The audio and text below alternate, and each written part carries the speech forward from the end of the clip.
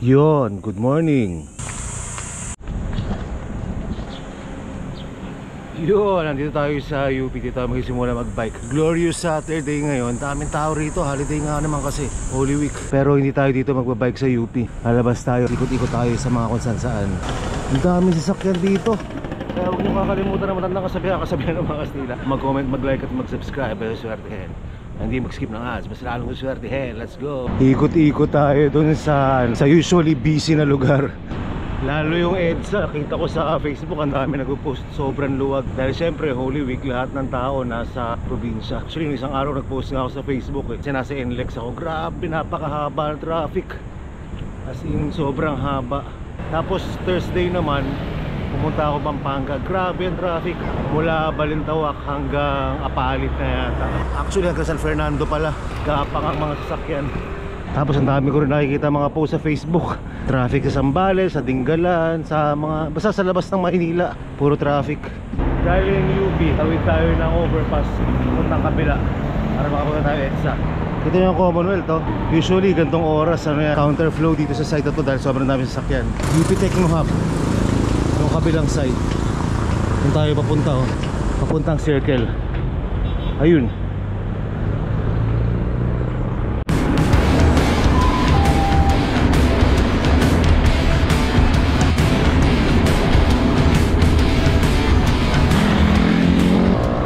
Quezon na tayo. Hindi na lang muna pa tayo mag-EDSA kasi yan din yung ruta natin nung nakaraan nung nag-ride tayo. Then diretso din muna natin to pa Manila tayo. Tapos siguro muna tayo Quiapo, tapos pwedeng Bawa, saka pabalik, saka tayo mag-EDSA para may iba naman yung daan natin.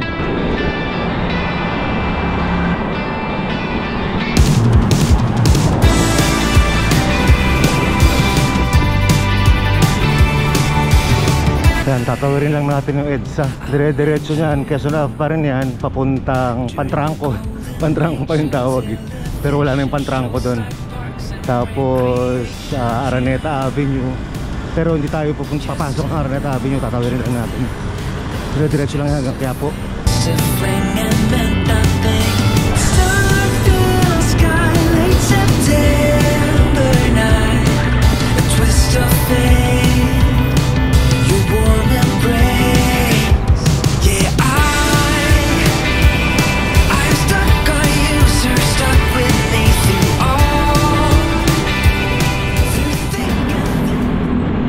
Dito sa Quezon Avenue, hindi nila tinatanggal yung mga bike lane. Actually, mas ini-improve pa nila. May mga plant box yung bike lane, parang dito. Tapos sa Katipunan, meron din yan Buti pa dito sa QC. Sa ibang lugar, tinatanggal nila kahit maluwag yung kalsada. Yung mga masisikip na kalsada, ano naman understandable naman kung ba't tinatanggal nila yung mga bike lane. Pero yung mga maluluwag na, tapos tinatanggalan pa ng bike lane, huwag naman.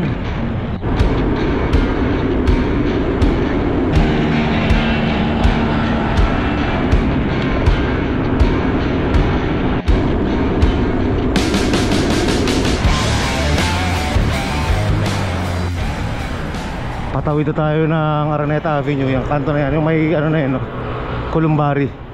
Ito yung building na yung Columbari yan Araneta Avenue yan. Kasi nyo dito, luwag Ito usually bottleneck to yung mga papasok ng Araneta Avenue.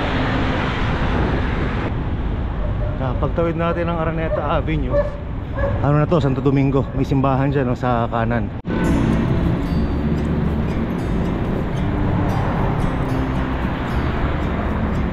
Banawe na tayo, Banawe. Yung sikat na mamihan Mamunlok.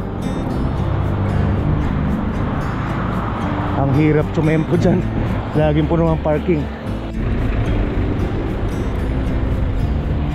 Ito na ang dulo ng Quezon Avenue.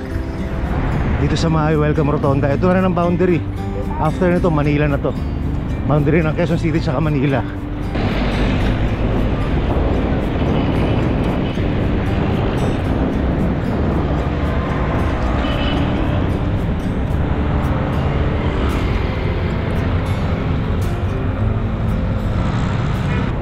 Alam nyo ba, pag gagaling kayo dito sa Espanya, tapos pauwi kayong Bulacan halimbawa, hindi nyo kailangan dumaan sa pasikot-sikot na traffic. Dito lang kayo dumaan, NLEX connector. Ang labas na ito sa may Smart Connect na, NLEX na agad, dire-diretso, walang traffic. Hindi yan, siguro mga 10 to 15 minutes nandun ka na agad sa may Valenzuela.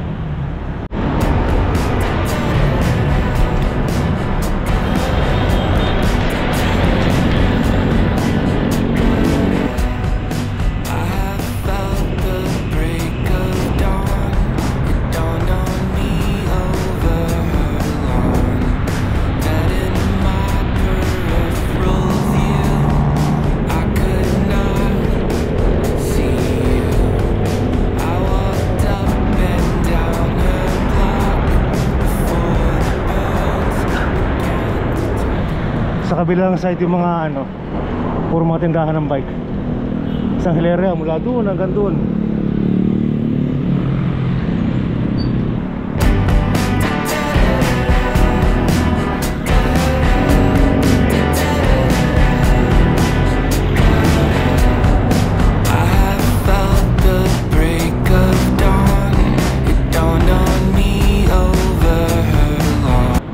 Kung may digital lang na amoy, nako, napakapanghin itong tulay na to.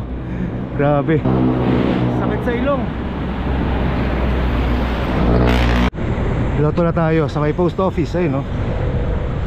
Yung overpass na yan, papunta yun dun sa ano, Jones Bridge. Diretso lang tayo. Tumbukan siguro natin MOA, tapos mag-edsa tayo pabalik.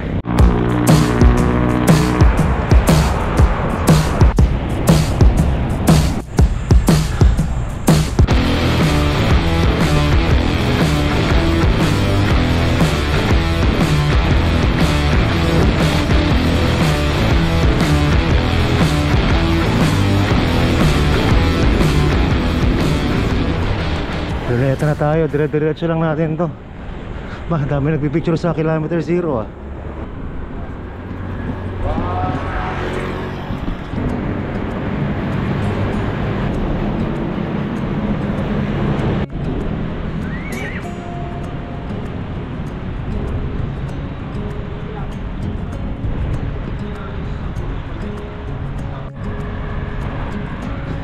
Grabe, pandemic feels to. Yung gantong dami ng sasakyan sa kalsada. Pandemic na pandemic. Naalala nyo ba yun mga kapot-pot? Lalo yung mga unang araw ng mga lockdown.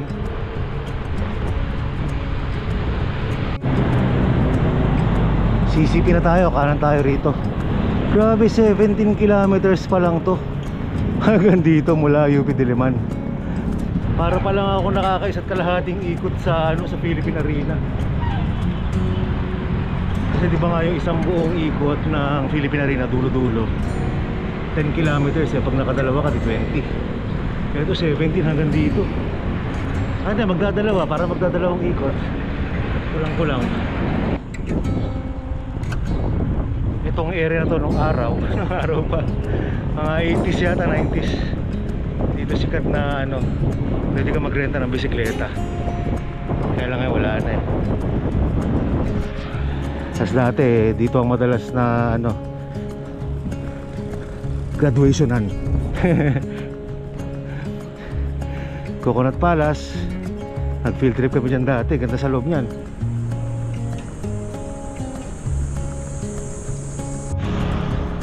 Madadaanan natin dito yung Parusya ni Diwata at try kaya natin kumain. Marami pa kayang tao. Oo nga, sige nga, subukan natin.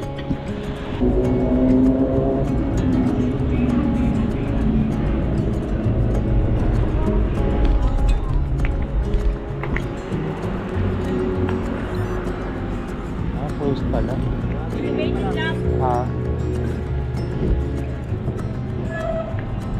Alain mo nga naman, masayang oh, sarado ngayon for renovation. Ayan, pagtawid na itong tulay na to, MOA complex na to.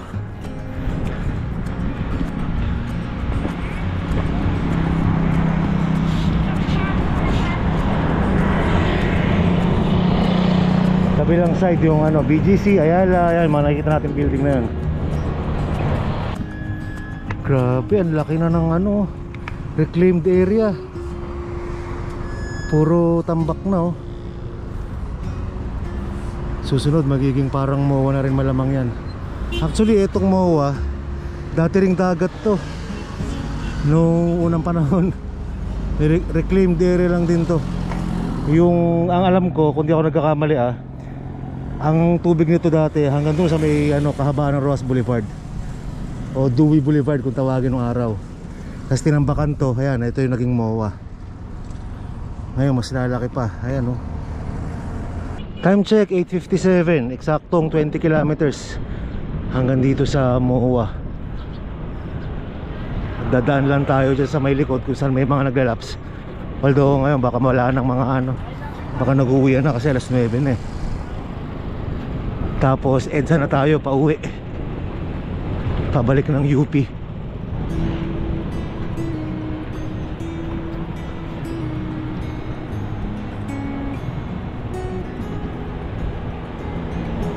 Pauwi na yung mga siklista. Baka makapagkape muna siguro.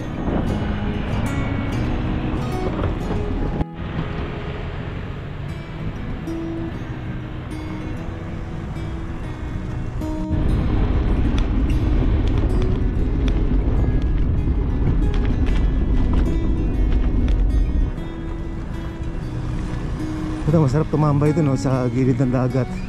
Although ngayon nga puro reclamation na. Pero may konting dagat pa rin naman.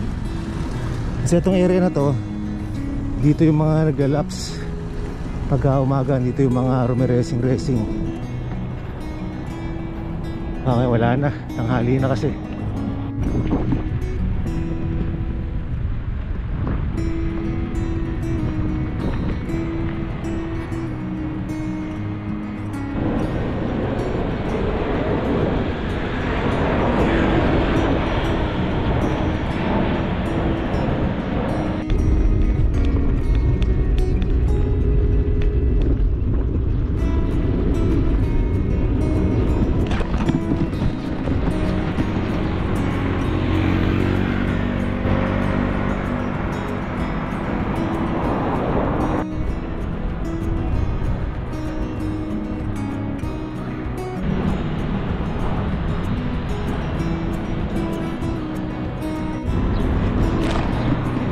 Hanap ako ng ma-almusal muna sana dito.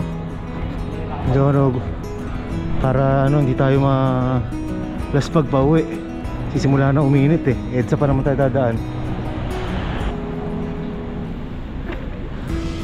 Gloria Maris Coffee Bean. Dito may. Ang tanong, bukas ba? Sarado. Coffee Bean, sarado. Open. Coffee Bean, Mary Grace.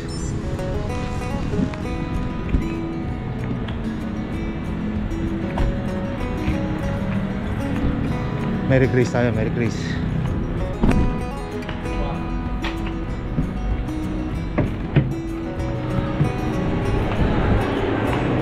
Open na kayo?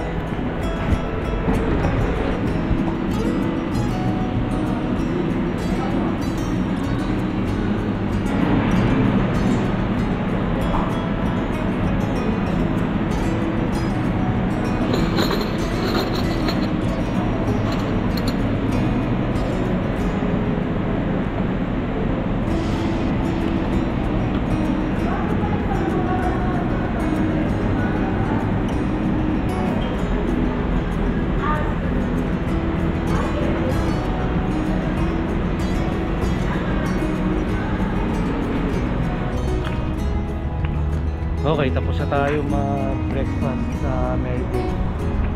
Ito yan sa tapat ng MOA Arena.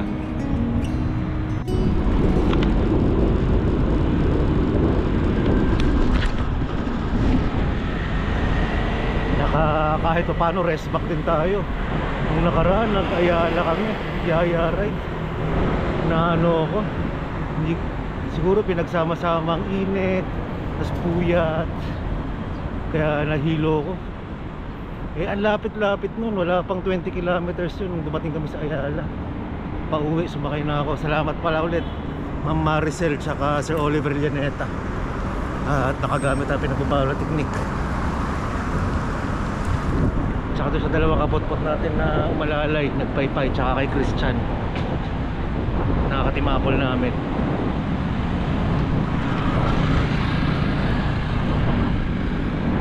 Pagkanan natin dito sa MOA Globe, dire-diretso na yan, EDSA na yan. Ang maganda rito sa EDSA, rolling hills to. Makikita natin kung marami pa bang sasakyan ngayong Sabado.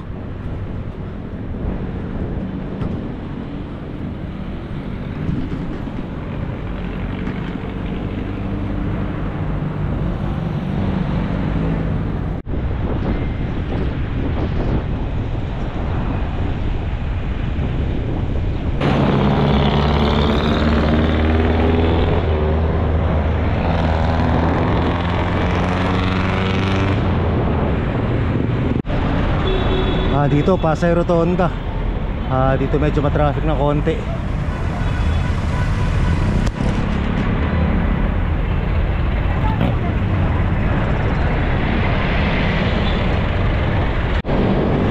Akyat tayong Magallanes flyover. Usually hindi na ako dumadaan dyan eh. Naglalakad na lang ako sa ilalim. Pero since holiday naman at kung sasakyan, pwede mo siguro tayo dyan.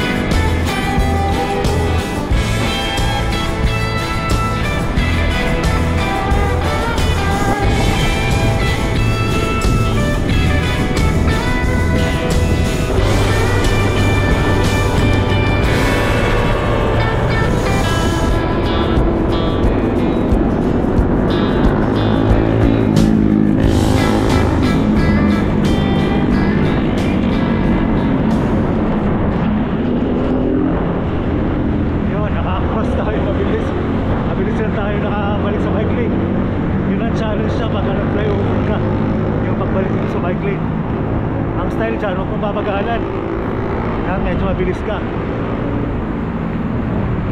kasi pag huminto ka ron, mas lalo ka mahirapan tumawid.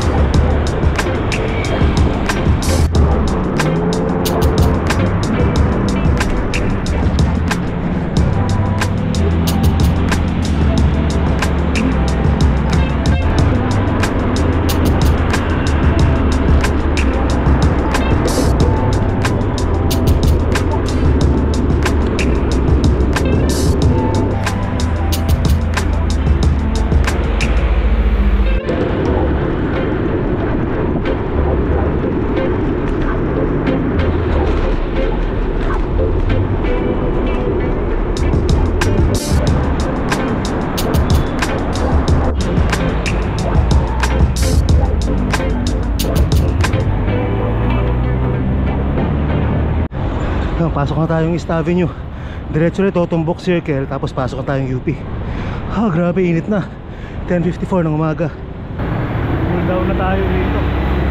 Boarding ko na siguro mga less than 2 kilometers na. Mabalik na ang UP Diliman kung saan tayo kumarada. Sarap din, nakabawi tayo, naka-rest back. 40 kilometers so far. Yes, Quezon City Hall na. Ano na to, kumbaga home stretch na. Dahil pagliko natin dyan, Commonwealth UP na yun. Nagulaman may yelo yan.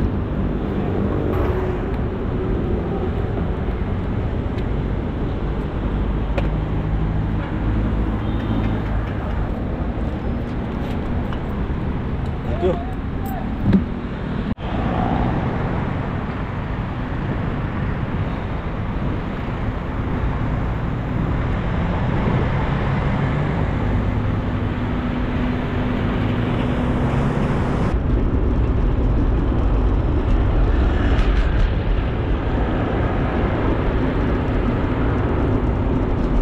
Okay, back to home base.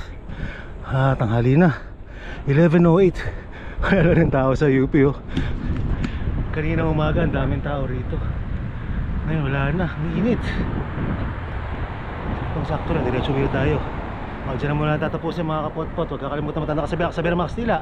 Ang mag-comment, mag-like at mag-subscribe ay suswertihin. Hindi mag-skip ng ads, mas lalong suswertihin.